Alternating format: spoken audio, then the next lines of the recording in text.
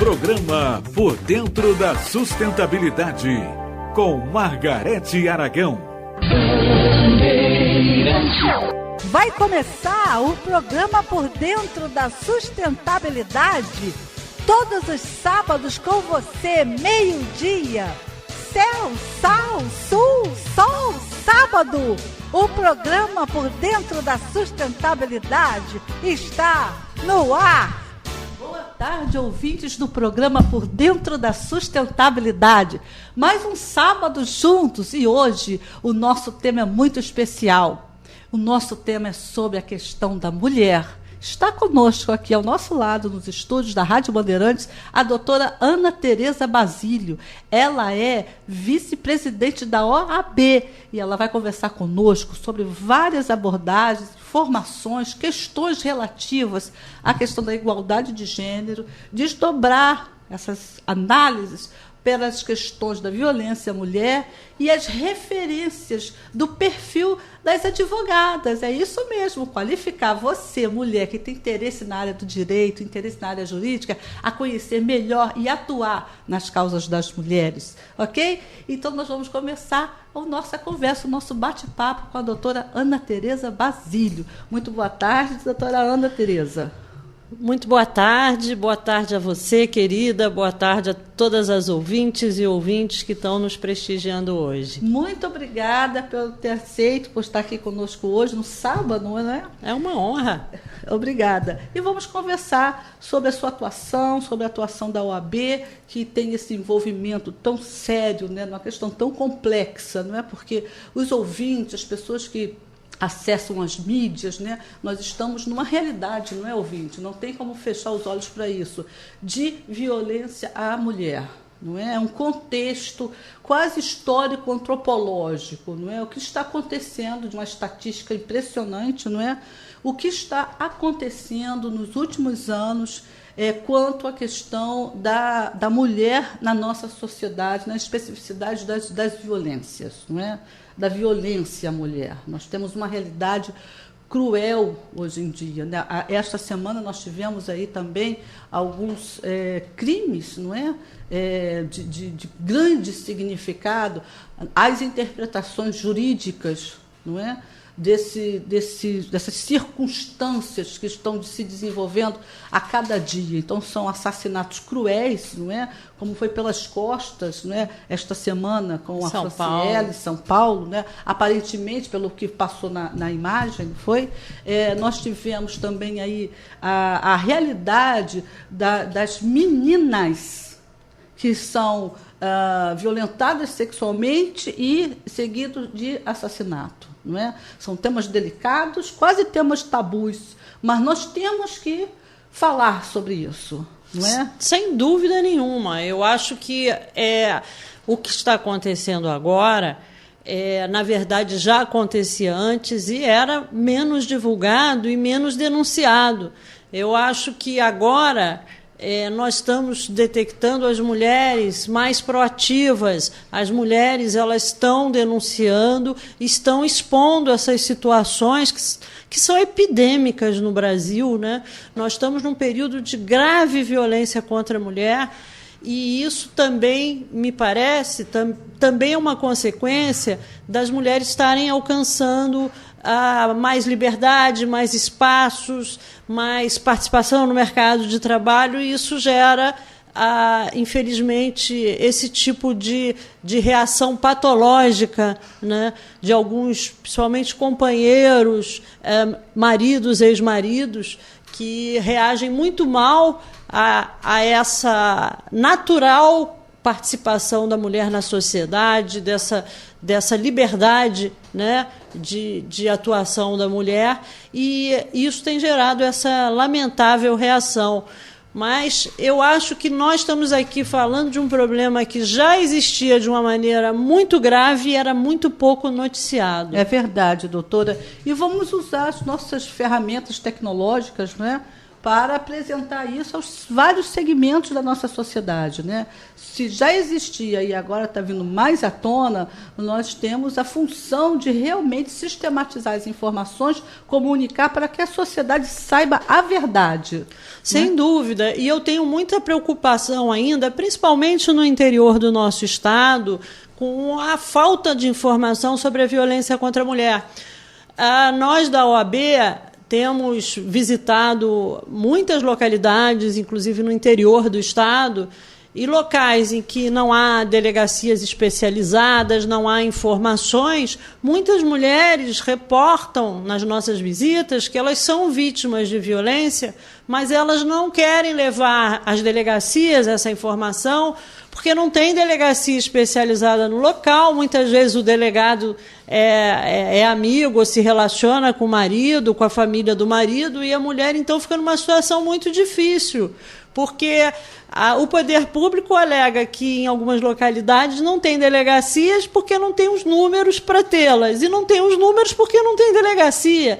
Então, nós ficamos numa situação realmente muito grave e de um impasse, né? Porque a informação não é dada porque não tem um veículo adequado. Exatamente. E não tendo veículo adequado, a mulher fica desprotegida. E isso é que a gente não pode aceitar. Exatamente. E nós estamos abrindo aqui um espaço, né, uma certa periodicidade no nosso programa, porque nós consideramos, sim, como todos sabem, é um programa que fala sobre a sustentabilidade, não é?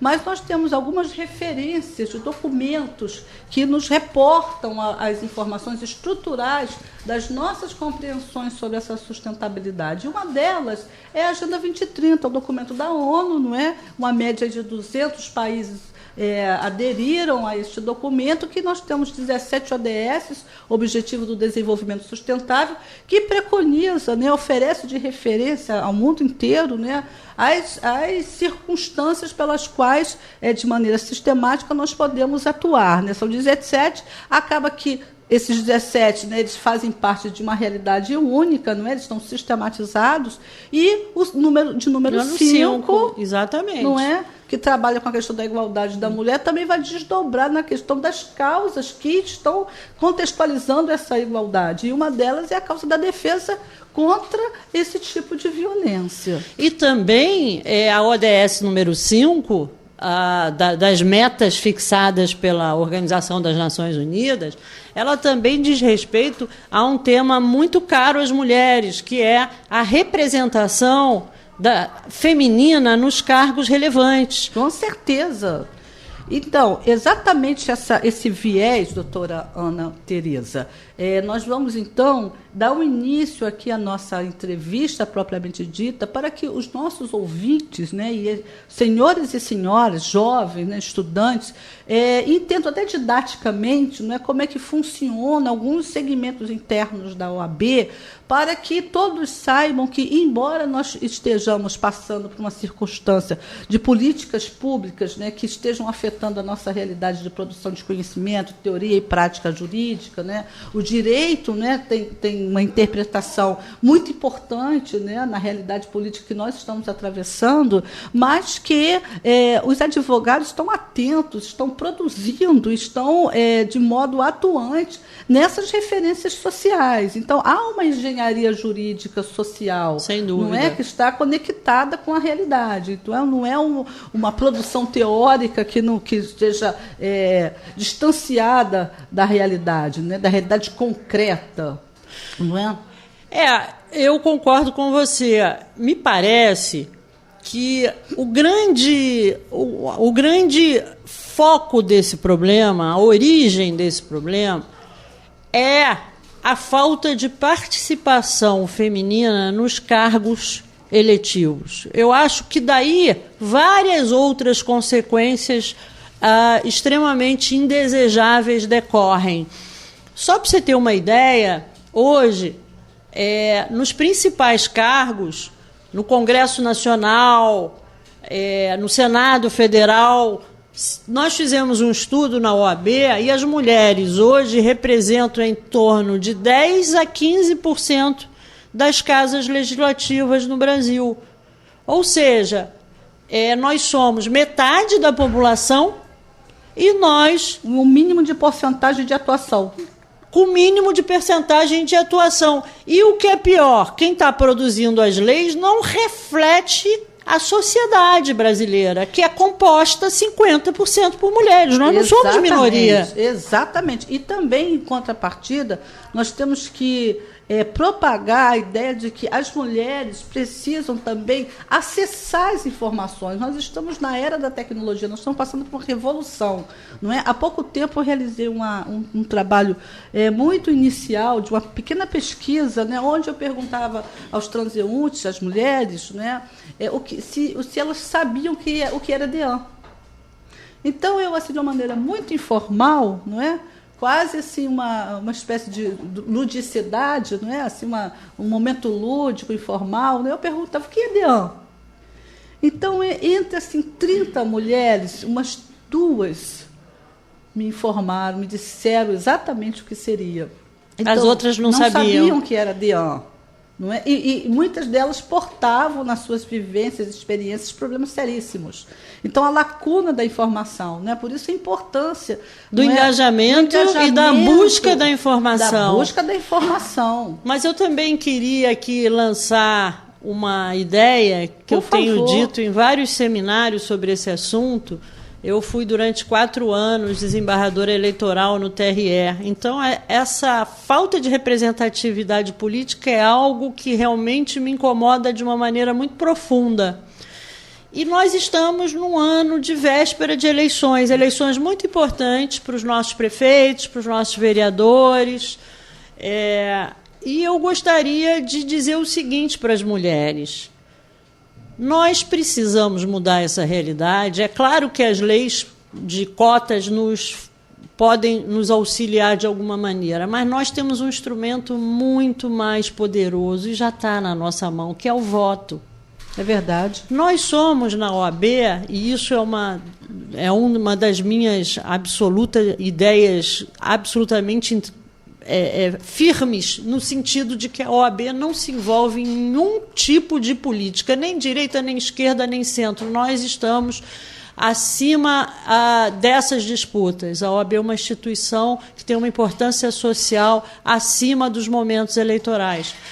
Mas, a despeito da ausência de qualquer escolha por qualquer segmento, eu gostaria de sugerir às mulheres que, em 2020, elas pensem que mulher vota em mulher. Vamos votar em mulher para alterar essa realidade. Quando nós tivermos um grupo representativo de mulheres em cargos relevantes do Executivo e do Legislativo, nós vamos acabar naturalmente tendo uma grande melhoria das nossas necessidades, seja de segurança, seja de outras ordens. Então, eu acho que participação política deveria ser, as mulheres deveriam se unir com uma bandeira de vamos mudar essa realidade da falta de representatividade nos cargos chaves que dirigem o país. Com certeza. E na oportunidade, eu já disponibilizo aqui o nosso perfil comunicativo. Né? Puxa, nós temos excelente. Uma web TV que já vai ser lançada aí, digamos assim, socialmente ou no mercado, não é? Nós já temos, inclusive, colunistas que já nos passaram os artigos, né? Excelente. A Sônia, a doutora Saleme, já estão lá inseridas, né? A web TV tem blog, tem programas, tem colunistas, então é um espaço a mais, nós temos que nos unir. Sem dúvida, porque ninguém quer perder poder ou perder espaço no poder. E é uma luta, não é só contra as mulheres, mas há uma luta de concentração do poder político. Exatamente. E se nós temos o poderoso instrumento do voto, se nós somos 50% da sociedade brasileira, nós temos o instrumento de alteração dessa realidade. Vamos mostrar para os partidos que as mulheres não são para ser laranjas em candidaturas. As mulheres... massa de manobra. Exatamente, nós temos que votar nas candidatas mulheres, cada um vota de acordo com a sua ideologia, mas procure uma candidata mulher que possa ser adequada à sua ideologia. Exatamente. Vamos mostrar para os partidos que eles têm que sim investir nas mulheres, porque nós somos 50% da população. E se você, ouvinte, desconhece essa ideologia que a doutora Ana Tereza está se referindo, ou se você não tem a informação das filosofias partidárias, filosofia do ponto de vista político, você, por favor, acesse as redes sociais, acesse a internet. Nós temos agora todas as ferramentas à nossa disposição. Você não conhece essa sigla, o que significa a sigla desse partido, você não sabe o que é, não tem a vivência do discurso político, os seus significados, a história daquele partido, o que os representantes desse partido fizeram no último período de atuação. Acesse, procure saber, pesquise, porque desta forma você vai ficar imbuída do poder de decisão do seu voto. Você vai votar de maneira literalmente consciente, com as informações estabelecidas. E agora, a partir desse verdadeiro recado, dessa mensagem da doutora Tereza, nós vamos compreender como é que os projetos relativos à mulher estão estabelecidos na OAB. A OAB, ela tem, principalmente a OAB aqui do Rio de Janeiro, desde a gestão do presidente Felipe Santa Cruz, que foi nosso presidente aqui antes de alçar o cargo de presidente do Conselho Federal, ela tem priorizado muito a questão de privilegiar o espaço da mulher. Nós temos hoje uma diretoria da mulher que foi criada no início do ano, doutora Marisa Gaudi, a nossa diretora da mulher. Nós temos a Comissão OAB Mulher, também presidida pela Marisa Gaudi, que é uma comissão muito, muito efetiva. Inclusive, nós tivemos aquele evento recente que foi denunciado pela OAB Mulher com relação à juíza que saiu em todos os jornais, queria medir as saias das mulheres que entram no foro, quer dizer, uma mulher machista, né? Uma mulher com uma visão machista, né? Então, nós temos realmente uma priorização tão grande a ponto de transformar a questão da mulher em diretoria esse ano. O presidente Luciano Bandeira, um dos seus primeiros atos na gestão da OAB do Rio de Janeiro foi criar essa diretoria. Então, vocês têm uma diretoria, tem uma comissão, essa comissão ela tem os seus objetivos internos, não é? E me parece que de tempos em tempos vocês realizam seminários, não é? Produzem conhecimento. Nós realizamos numerosos seminários, inclusive nós temos uma sequência de seminários que são as especialistas, porque o meio jurídico, minha cara, ele também é ainda muito machista. E nós detectamos em muitos eventos, inclusive da própria OAB, muitas vezes as mesas são compostas só de homens. Mulheres, nós temos mulheres fantásticas em várias áreas de atuação na área jurídica, e as mesas são compostas por homens. Então, nós temos promovido muitos eventos, inclusive realizamos um há 3 meses atrás em parceria com o Tribunal Regional Eleitoral, que foi as eleitoralistas, né? A ministra Luciana Lócio veio também dar palestra e várias outras mulheres, para a gente expor o trabalho maravilhoso dessas mulheres, expor que elas também são especialistas, que elas devem compor as mesas e devem ser ouvidas, e porque elas têm um trabalho importante. Perceberem e apoiarem essa visibilidade, não é interna. Não é? É importantíssimo o apoio feminino, o apoio às mulheres dos homens, né? O apoio masculino às mulheres. E eu fico muito feliz de dizer que, na atual gestão da OAB, o presidente Luciano é um apoiador incondicional das mulheres, né? E o Felipe Santa Cruz, enquanto esteve aqui no Rio, também tudo que pôde fazer em prol das mulheres, fez. Mas nós temos ainda muito a fazer, porque nós estamos falando aqui de uma cultura arraigada há muitos séculos. Então, nós precisamos combater, inclusive, nós mesmas, mulheres, devemos fazer as nossas reflexões e pensar se determinados preconceitos nossos também não são machistas. Na verdade, somos nós que criamos as crianças, os meninos, somos nós que criamos. Então, nós precisamos também estar muito atentas para que nós, sem querer, sem pensar, sem estar visualizando o problema, nós podemos estar com um discurso para as crianças que não seja o mais efetivo. Eu vou te dar um exemplo muito presente na vida das mulheres, que é aquela questão que todas nós passamos quando temos filho e ficamos com uma culpa horrorosa quando deixamos os filhos em casa para ir trabalhar, né? Principalmente quando eles são pequenos. A mãe se sente muito culpada. E isso é um machismo. Nós não temos que estar culpados. Trabalho é necessário para o pai e para a mãe. Então, nós temos também que repaginar a nossa cultura. Nós não temos... O filho é do pai e é da mãe. Trabalhar não é, minha amiga, não é... um luxo da mulher, é uma necessidade não só econômica, mas psicológica também. E você tem que sair de casa e dizer para sua filha ou para o seu filho: olha, mamãe vai trabalhar, e quando você estiver grande, você também vai ter que trabalhar, mas você volta de noite, não é? É verdade. Você deu um exemplo e eu vou pedir permissão aqui para apresentar um bastante concreto, né?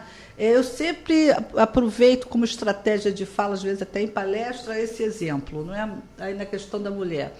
A mulher tem 2 crianças, uma mãe tem 2 crianças, né? O menino de 6, 8 anos, a menina de 4, 5 anos, né? Por aí.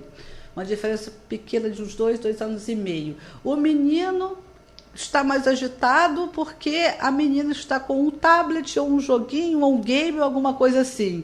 Aí o menino reclama e não sei o quê, e bate a porta e se joga no chão, a menina está querendo brincar, o brinquedo é de ambos, mas num determinado momento que a mãe está fazendo a janta, não é?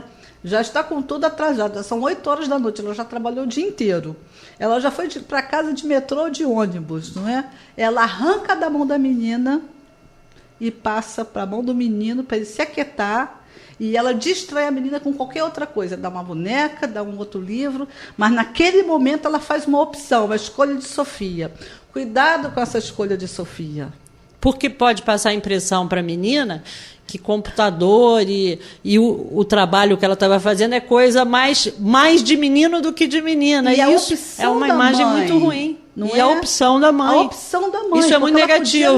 Porque a menina já estava brincando. Ela já estava... Quem começou a brincadeira? Ela.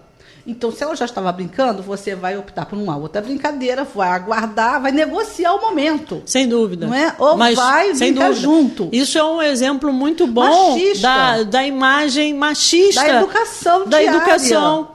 Que a gente pode fazer sem querer. Simplesmente para resolver uma gritaria momentânea. Exatamente. Não é? De crianças, não é? É verdade. Praticamente pré-adolescentes, de um momento doméstico. Quem é que não chega em casa e vai ainda fazer uma janta? A nossa realidade é essa. Sim, claro. Não é? Sem de dúvida. Todas nós. Vai Sem fazer dúvida. uma salada ainda, pode ter até uma auxiliar, mas sempre tem uma coisa a fazer, não é?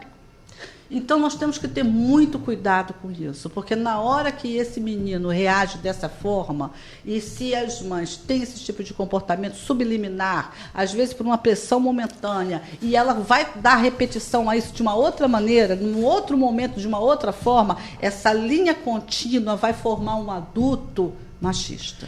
E ele vai tratar a sua futura esposa com esses critérios. Faça o que eu quero, da hora que eu quiser. Exatamente. Não é? E eu devo prevalecer. E eu devo prevalecer. E aí cria intolerância e nós voltamos ao mesmo problema. Para o problema momentâneo do garoto que está ali fazendo, não é, uma reação mais nervosa, mais de irritação, não irrite ele. É isso mesmo. Isso é muito perigoso. Essa frase, não, fui eu que irritei. Como nós sabemos de casos, nós aqui do programa, da mídia, que acompanhamos as redes sociais da área de educação, que as mulheres que sofreram violência, agora falando uma parte bem prática, tá, doutora? Claro.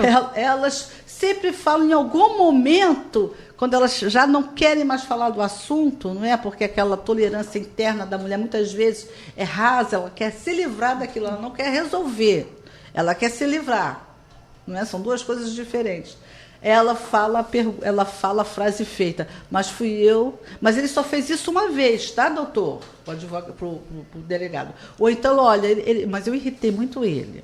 Eu tenho certeza que ele não vai fazer isso de novo. São as frases típicas, porque é aquele sentimento que já vem arraigado, inclusive de criação, de que a gente tem que, na verdade, fazer apaziguar, dar um jeitinho, tolerar. O marido trabalha, ele precisa ter um entendimento maior, precisa ter uma tolerância maior, e você pode ter causado. Quer dizer, a gente precisa, antes de mais nada, mudar a cultura também nas mulheres. Exatamente. E aí vem uma paz que ela seja uma paz real e não uma paz forçada, porque a paz forçada, para você acabar com aquele problema momentâneo, se livrar do problema, você só joga debaixo do tapete. Uma hora aquela bomba vai explodir. E pode explodir com uma maior gravidade do que estava antes, né? E aí coloca em risco a vida da mulher.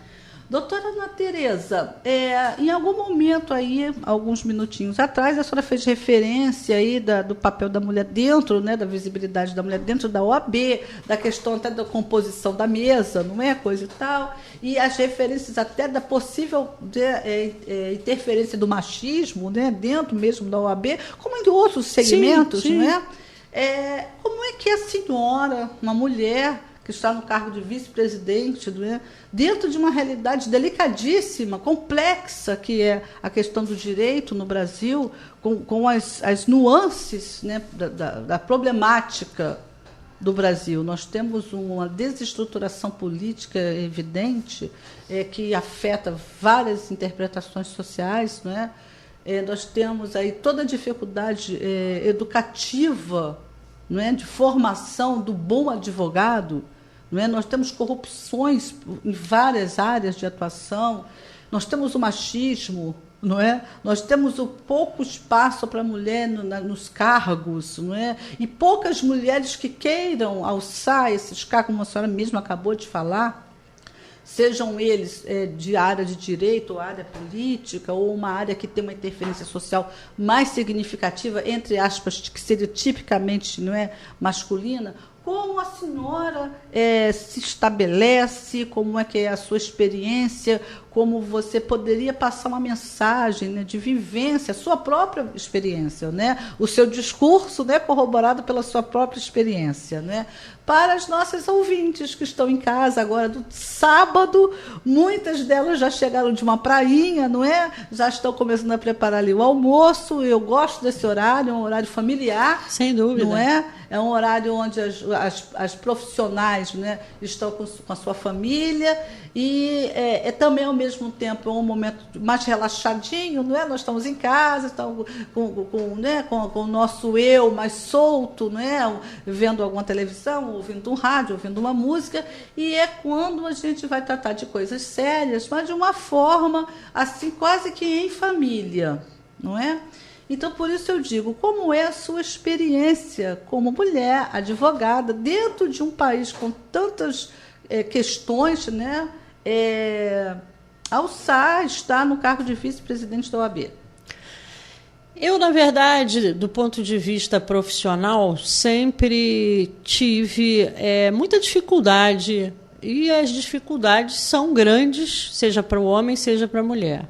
Mas eu diria a você que, na minha carreira profissional, eu sempre tive que mostrar um desempenho muito maior do que um colega na mesma situação, homem. Então, eu diria o seguinte, as mulheres têm que se esforçar 3 vezes mais do que o homem que está na mesma posição profissional que ela, para ela se destacar. E eu sempre tive uma crença muito profunda no trabalho bem feito, no estudo, na dedicação. E eu trabalhei muito duro. Hoje eu comecei do nada, hoje eu tenho um grande escritório de advocacia, nós somos 110 advogados e 200 estagiários, temos 3 escritórios no Brasil. Mas foi muito duro, de muita privação, de muito trabalho, muitos fins de semana trabalhando, muitas madrugadas trabalhando. E eu diria a você que eu me sinto hoje completamente, profissionalmente satisfeita, porque a meta que eu me impus, eu consegui alcançar, mas eu digo para vocês, mulheres, nada é mais poderoso do que a dedicação e o trabalho. Agora, nós mulheres temos um ônus pelo machismo muito maior. O nosso trabalho tem que ser muito maior do que de um homem para atingir a mesma posição. E eu vou te contar uma história que reflete bem o ambiente jurídico é muito conservador. As amigas que estão nos ouvindo e são advogadas e juízas e juristas sabem disso. Né? Um ambiente muito machista, porque é uma profissão conservadora, né? A área jurídica é conservadora. Eu estava, na época, na posse de um ministro que tomava posse como presidente do Tribunal Superior Eleitoral em Brasília, e estava na residência dele, na festa, ia haver um jantar, eu fui convidada, eu estava lá aguardando a chegada do ministro. E aí tinha um senador da República presente, que é um homem muito fino, muito educado, e tinha também um conselheiro federal da Ordem, amigo meu. E aí esse conselheiro virou-se e disse o seguinte: Ana, deixa eu te apresentar, senador, essa é a Ana Basílio, do Basílio Advogados. E aí esse senador, que é muito gentil, virou e falou assim: minha filha, você é filha do Basílio. Aí esse conselheiro federal disse: não, ela é o Basílio, senador. Impressionante. Pois né? Essa história é engraçada, mas ela reflete exatamente o que uma mulher tem que enfrentar para chegar em posições mais altas, seja na área jurídica ou em qualquer outra, né? E eu acredito de uma maneira muito profunda no trabalho e acredito que hoje eu seja vice-presidente da OAB por conta do meu trabalho, da advocacia.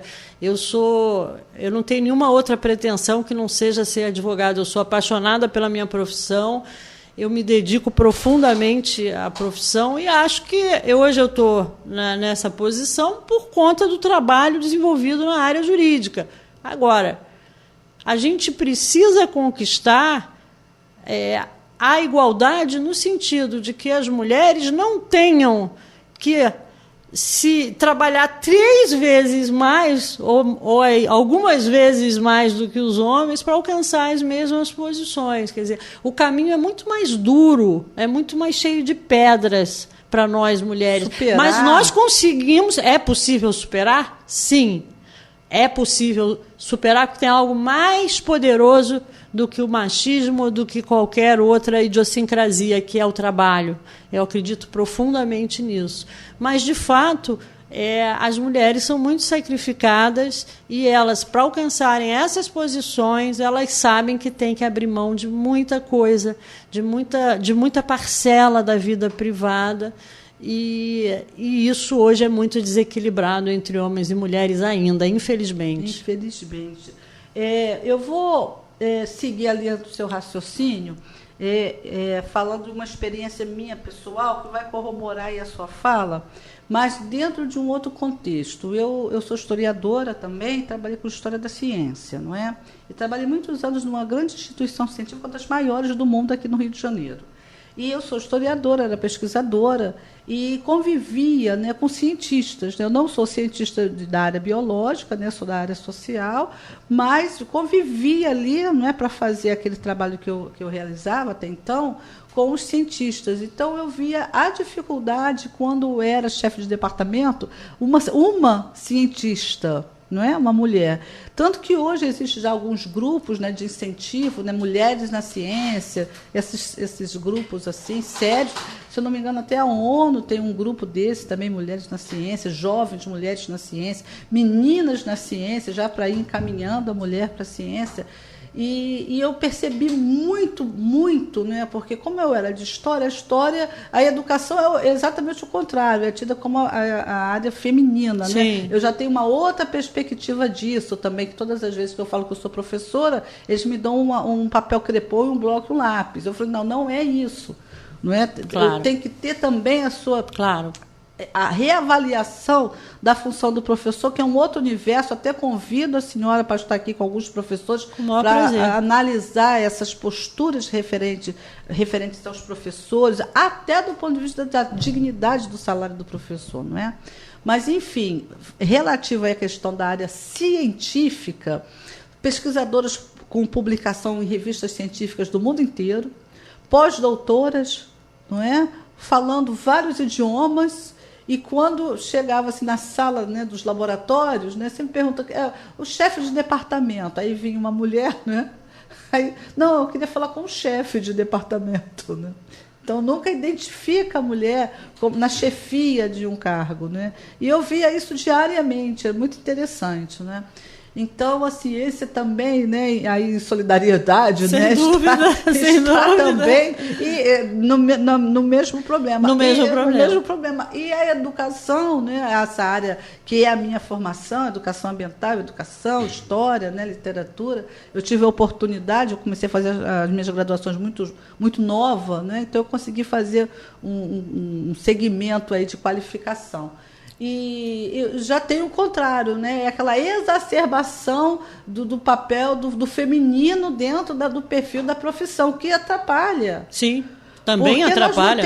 Porque a área da educação, não é? Ela tem uma cientificidade. A história pode ser considerada, do ponto de vista metodológico, está lutando epistemologicamente, vai ser considerada como ciência. Sem dúvida.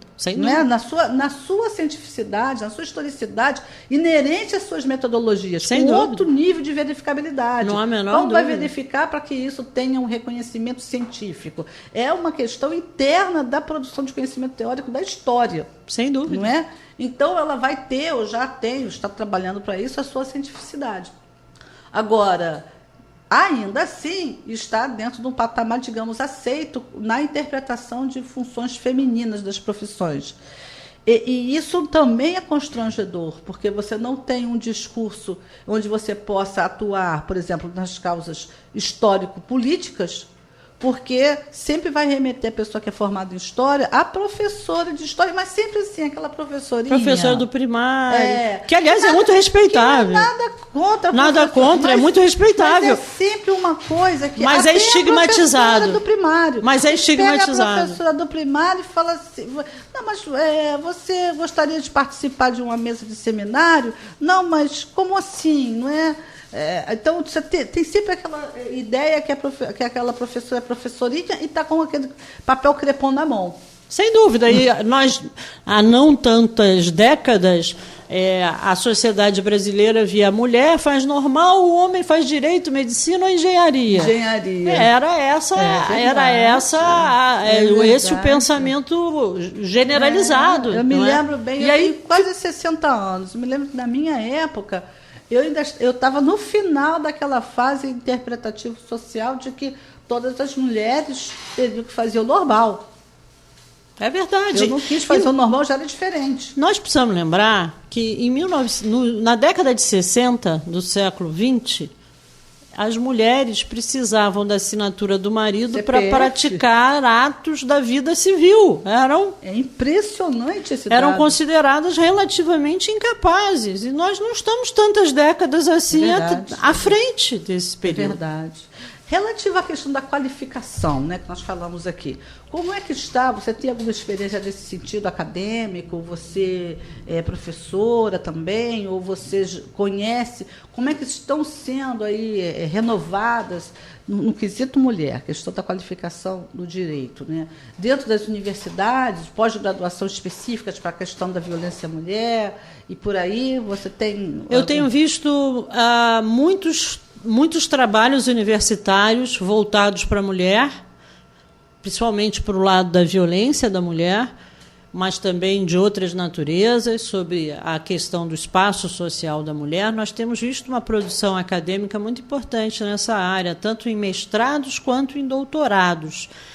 E, através de várias instituições, não só a OAB, mas o IAB e outras tantas instituições jurídicas, nós estamos vendo cada vez mais a criação de comissões temáticas que produzem trabalhos científicos jurídicos exatamente voltados para temas correlatos às mulheres.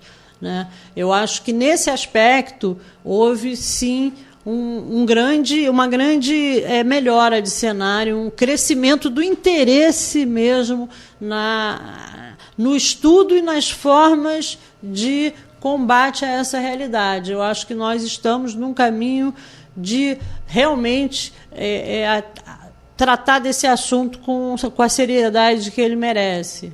É verdade. Eu queria também chamar aqui a pauta uma linha, né, de raciocínio, de interpretação da causa da mulher, que de vez em quando eu tenho essa experiência. Estávamos conversando ali antes do programa ir ao ar, não é, doutora? Que é os aspectos, embora seja uma palavra, digamos assim, que esteja desgastada, mas o aspecto emocional das mulheres que venham a oferecer uma certa permissão para que esse tipo de violência ocorra. São aqueles casos cíclicos, não é, de mulheres que até são acompanhadas, não é, pelo Instituto de Defesa das Mulheres, DEAN, etc., até por psicólogos, mas que existe uma estatística significativa, né, coletiva, reconhecida publicamente, de que muitas vezes a mulher ela tem uma engenharia psicológica que ela parece que se sabota, parece que ela permite inconsciente, de uma forma inconsciente, que aquele fato venha acontecer. Não é? Ela não dá um basta, ela não consegue romper, ela não consegue. E quando rompe, acontece o que tem acontecido, não é? Ela não consegue nem romper dentro. Ela tem uma série de medos, ela tem medo de ficar sem o sustento, ela tem medo que os filhos não tenham um pai, ela tem medo que ela não consiga, não é nem só a questão do sustento, não, se restabelecer, não é? Ela não consiga ter um reconhecimento da própria família, não é? Dos seus pares, não é? Digamos assim, a desestruturação de vida, que é uma separação, de repente a mulher às vezes nem trabalha naquele período por algum motivo, então está dependente do marido, ou trabalha, mas ainda assim o status, né, social dela implica no valor financeiro, né, injetado à família pelo marido, então ela não consegue sustentar aquele nível de vida. São centenas de abordagens, mas que reconhecidamente um problema, mulheres que têm uma exacerbação afetiva, ou psicológica, ou emocional, e que, infelizmente, isso está também sendo reconhecido como fator de violência a ela e como permissividade. O que você tem a dizer sobre isso? Eu acredito que, em parte, nós temos essa realidade por conta da questão cultural e, em parte, nós temos também uma questão psicológica, psiquiátrica. Nós temos também um problema grave de autoestima em muitas mulheres, né? Algumas mulheres não resistem ao ataque, seja masculino ou seja familiar, à sua autoestima, e cedem a esses ataques e começam a se convencer de que ela não é capaz, que ela sozinha, sem o marido, não vai conseguir sobreviver, não vai conseguir criar os filhos. É um problema social muito grave. É claro que, em alguns casos, é preciso até um tratamento médico, psicológico, né? Tem um grupo muito interessante das mulheres que amam demais, né? Aquelas mulheres que ficam obcecadas pelo seu parceiro e acham que precisam dele para sobreviver. Isso é muito comum, não é algo que aconteça raramente, não. Sim, é muito comum. E nesses casos a gente precisa procurar tratamento e apoio, grupos de apoio, tratamento, isso é muito importante. Mas, de uma maneira geral e cultural, eu diria o seguinte: nós precisamos conscientizar essas mulheres que elas são muito mais fortes e poderosas do que elas imaginam. Todas nós temos uma usina nuclear interna que a gente ou não usa, ou usa só um pouquinho. E a gente precisa olhar para o lado e ver exemplos, e há muitos, de mulheres que enfrentaram essa situação, enfrentaram, algumas muito famosas, enfrentaram com muita bravura a mídia, o machismo, e enfrentaram a situação de violência e denunciaram. Um exemplo que eu gosto sempre de mencionar é a Luísa Brunet, a querida Luísa, que enfrentou toda espécie de ataques na mídia, na opinião pública, mas que teve a coragem de dizer que foi agredida de uma maneira muito violenta pelo seu ex-marido. E esses exemplos vão se multiplicando. Algumas mulheres de destaque vão a público e mostrar, olha, isso não é um problema de quem é humilde, está no interior, ou que alguém que não tem recursos para ter advogado. Esse é um problema de todas.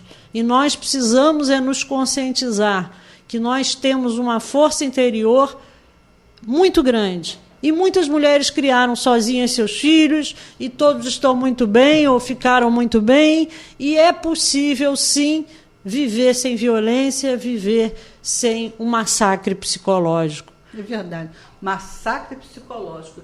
E também uma outra realidade, você falou aí a área cultural, o aspecto cultural. São os valores da mulher, não é? Nós estamos numa sociedade comercial que impõe padrões de beleza, né, que também é um clichê, mas que é fato, principalmente nas últimas décadas, né, nós temos que estar de acordo com o que é a moda sempre, o que agora as imposições das redes sociais. Você tem que tirar 1000 fotos, você tem que estar ótima nas fotos, o seu cabelo tem que estar da moda, você não pode deixar de usar aquilo, porque senão você não é aceita socialmente, até de modo subliminar, não é? Então, são dimensões sociais que acabam interferindo no comportamento da mulher. Então, o marido chama uma moça, por exemplo, eu, que tenho um peso acima, não é, por questões de saúde. Então, você não pode colocar tais tipos de roupa, o marido não deixa, ou ela se sente mal. Então, esses valores, que são valores secundários, estão passando para fatores primários. Sem dúvida. Eles não podem ter um domínio nas interioridades de uma mulher, né, na sua psique. E aí a gente precisa também analisar isso, que é uma questão muito complexa, em vista da realidade virtual, porque nós acabamos vivendo como personagens das redes sociais completamente dissociados da realidade. Com certeza, mas colocaram de 10 anos para cá, ou menos, ou um pouco mais, enfim, os silicones. Não é isso, um absurdo, não é ter que ter um seio de tamanho incomensurável, porque a moda é essa, então injeta um produto químico, aquilo faz um mal pode gerar um mal horroroso. E é de um tamanho alucinante, até elas mesmas se arrependem, diminuem. Eu acho que é muito importante cada uma de nós impor limites ao externo e dizer o que eu gosto, o que eu acho bonito, o que eu quero, o que eu quero, o que me faz sentir bem, não que os outros. Exatamente. Porque se a gente se pautar pelos outros, nós vamos ser infelizes a vida inteira, porque nós nunca vamos conseguir agradar a todos. Sempre vai ter algum crítico dizendo que você não devia fazer assim, não devia fazer assado. Então, eu acho que é uma questão de amor próprio e de autoestima. De autoestima. E, embora isso pareça, repetindo, uma colocação de valores secundários, eles dominaram, até por conta das redes sociais, né?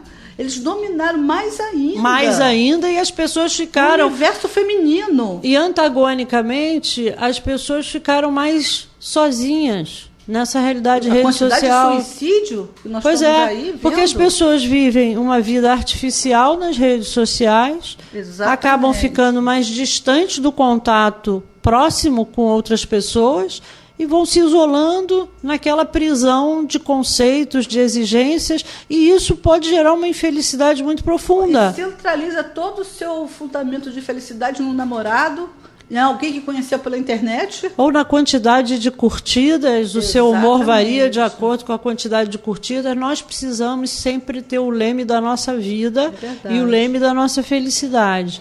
Enquanto a gente não tiver esse equilíbrio interno e esse controle interno, A realidade virtual hoje vai agravar muito essa situação. O problema da violência às mulheres, né? Sem dúvida, e vai agravar muito essa situação. E o problema mais grave do século XXI, dizem os médicos, é o suicídio.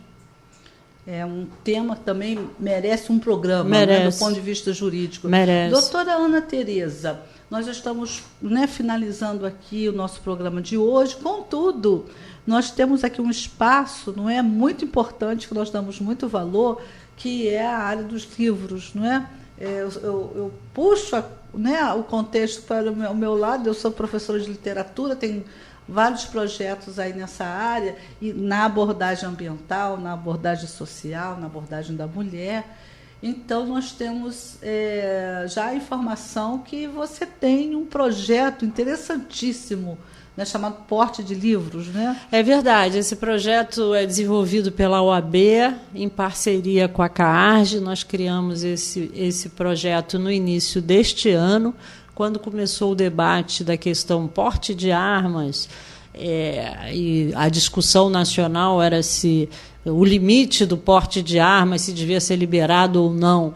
E a ideia desse programa foi chamar a atenção para a questão realmente que importa e que é muito mais relevante, que a gente tem que discutir, que é o porte de livros. Então, esse programa é muito simples, ele consiste em recebimento por todos os postos da OAB. Nós temos muita capilaridade, mas em qualquer local da OAB, seja no foro, seja na própria sede, seja na CAARGE, os livros podem ser doados, tanto os livros jurídicos como também os não jurídicos. Os livros não jurídicos a gente distribui a escolas públicas do interior, e eu faço questão de ir a cada evento de doação de livros a escolas públicas. Nós já doamos 1.650 livros para escolas públicas e temos várias outras escolas públicas já agendadas para visitarmos e doarmos os livros. Isso no estado inteiro. O professor que está nos ouvindo, olha que informação riquíssima. Sem dúvida.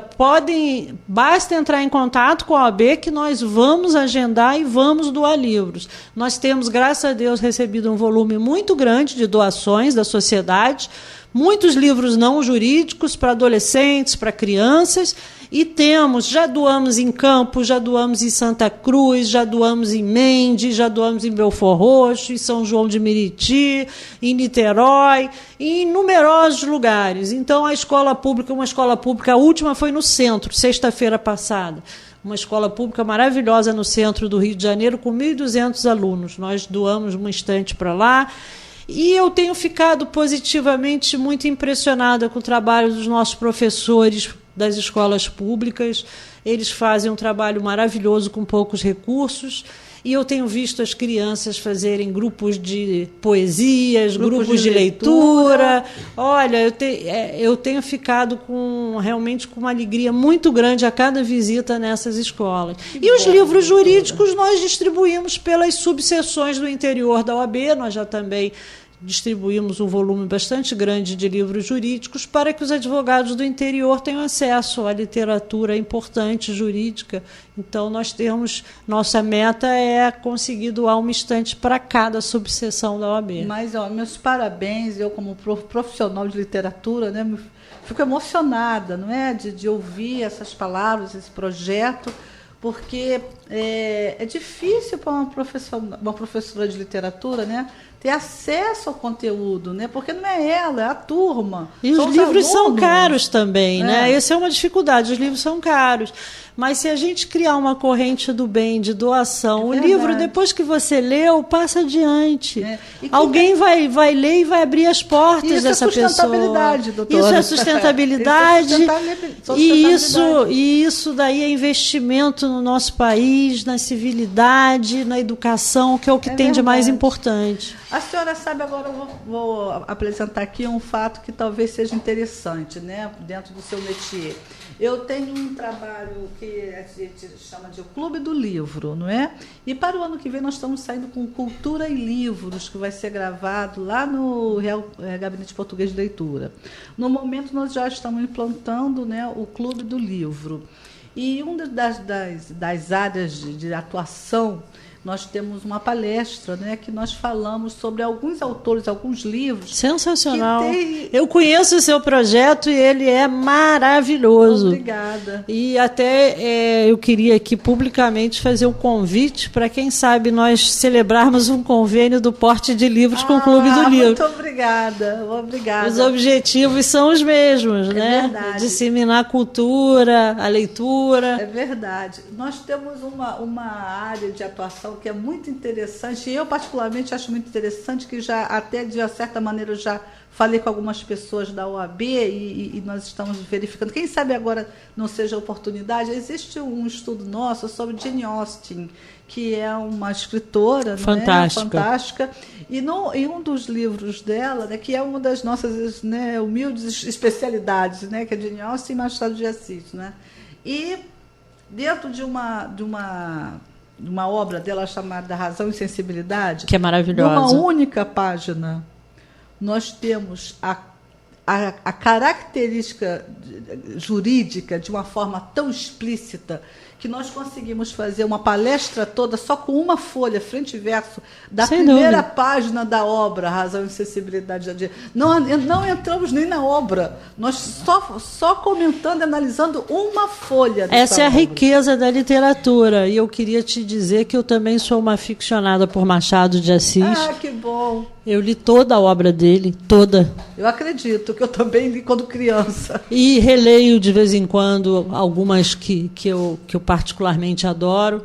E digo, a gente aprende também a viver nos livros, porque as vivências não nos ensinam, não nos tornam mais amadurecidas. Os livros nos trazem vivências e nos levam a vivências que a gente cresce muito. Então, o livro não é só cultura, é também crescimento pessoal, né? Há alguma obra mais rica emocionalmente para nós mulheres do que Dom Casmurro? É verdade. É verdade. Os nossos sentimentos são retratados, sentimentos que nós até nem conhecíamos são identificados quando a gente lê um livro de um grande autor. E é uma dádiva nós podermos acessar a obra dessas grandes pessoas, né, que deixaram esse legado, não é? E nós vamos extrair aqui da sua fala quase um lema, não é? Os livros nos servem como crescimento pessoal. A senhora acabou de citar. É exatamente isso. E nós vamos encerrar o nosso trabalho de hoje agradecendo muitíssimo a sua presença. Puxa, foi uma honra, uma doutora alegria. Ana Tereza Basílio, vice-presidente da OAB, aqui nos estúdios, ao vivo do programa Por Dentro da Sustentabilidade. Na nossa abordagem, né, ODS, por que não dizer, né, ODS 5, sem né, dúvida. Questão da mulher, né, aqui na presença da doutora advogada, doutora Ana Tereza Basílio, e você, não é, ficou com esse presente aqui no sábado, né, o que os livros são, não é, essa citação da doutora Ana Tereza. Mais, não é, do que uma simples leitura, não é? Mais do que só adquirir cultura, é adquirir vivência, amadurecimento. Crescimento pessoal. E crescimento pessoal. Muito obrigada, você ouvinte do programa Por Dentro da Sustentabilidade, você que está na live, você que está nas redes sociais, ambientalistas, educadores, professores, estudantes, crianças, jovens, muito obrigada pelas mensagens que nós temos recebido durante a semana. Quem também curte o programa de amanhã, que é o nosso trabalho de educação ambiental infantil, sim, com os bichinhos, proteção animal com educação ambiental, é com a turma da Lila e da Lili. Amanhã, meio-dia, e vem novidade aí, hein? Nós vamos passar o Natal e em breve vem o Carnaval e nós vamos ter, sabe o quê? O Carnaval da turma da Lila e da Lili. Fique ligado. Um beijo a todos os nossos ouvintes e a você, pessoal da rede social, nossos amigos que acompanham o nosso trabalho. Muito obrigada a todos aqui dos estúdios e até o próximo sábado com o programa Por Dentro da Sustentabilidade. E o programa Por Dentro da Sustentabilidade de hoje terminou. Estaremos de volta na próxima semana. Céu, sal, sul, sol, sábado, ao meio-dia. Eu e você, juntos, na Band.